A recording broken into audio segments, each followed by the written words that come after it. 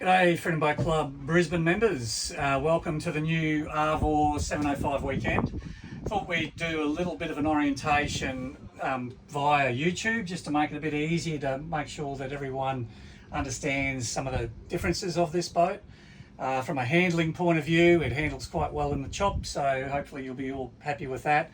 There is a separate, obviously, internal to external cabin. That's just how you sort out your people and during the journeys. She's quoted for up to 8 people max, so think of that when you're making your bookings to ensure that you don't have too many people coming along for your day out. Key sort of features, we've got electric anchor, the same as most of the other boats. When you're bringing that up, if it comes up upside down or gets a bit tangled on the way up, just stop, go back down, take it back down a couple of meters, and then go back up again. It is a new anchor. Sometimes with new anchors they do have a few little teething problems of it's all green, and then after a few uses the water gets in and weighs things down, and they start to perform more normally. From there we'll take you through the how to work the electrics, where our buttons are for starting up. You can see down here at the back of the boat that we've got our battery switch. All it is we're off, we turn it to on, that's it. There is a combine element here. If you find the batteries do run flat when you're out there, if you turn it to combine, that does combine the batteries together and you can start the motor up, and then you turn it back to on. But on is your running position that we have it in. Over here is the windlass. That's the anchor, the electric anchor. It's called a windlass anchor. And with that, that's the off position. So if we put it up, the anchor is now in activation. So again, if the anchor trips out, that's the button, that one there, that you go to turn it and switch the anchor back on. So another little feature of the Arvor, which is definitely different to all the other boats, is it's got a bow thruster. Now, there's the switches there, but what a bow thruster is there's a little motor down the front of the boat, and that little propeller will push the nose of the boat one direction or the other. Importantly, you don't need to use it when you're underway. As soon as you're in gear and motoring around, you don't have to use it. It's only for docking. Because this boat has a fair bit of windage with the cabin, the wind will push you around near the docks. Now again, the way we dock and how we operate reduces a lot of that risk, but if you're coming in and you find the nose is starting to get pushed, that's when you use the bow thruster. Don't wait until the nose has got a big windage and it's moving quickly. The bow thruster is not that powerful.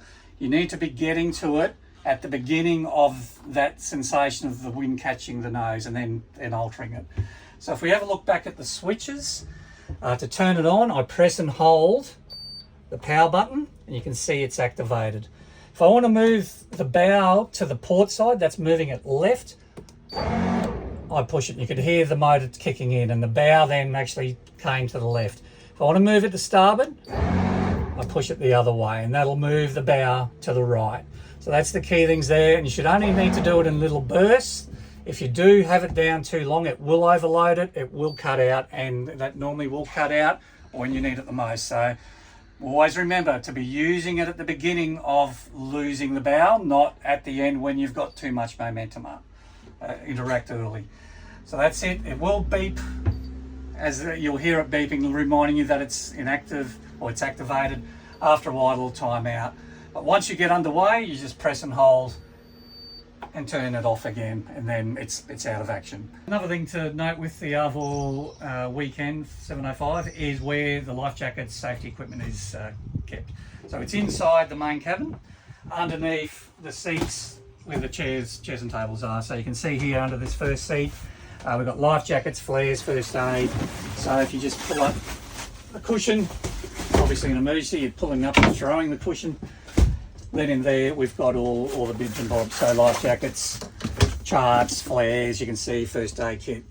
Documentation's also in there as well.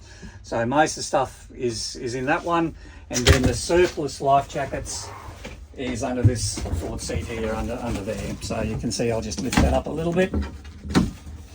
and you can see the other life jackets there. Apart from that, fire extinguishers just underneath the helm. Here's another key bit of safety equipment, and the air curbs just underneath the throttle.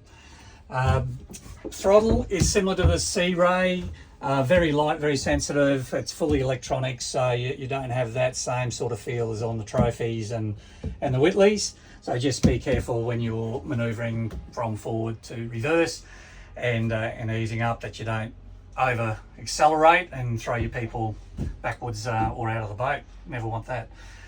Okay, those are the main things to note there with the Arvor. Probably one other little thing of note is it is a petrol driven boat, so with your cabin and that, always good to have ventilation going through your cabin.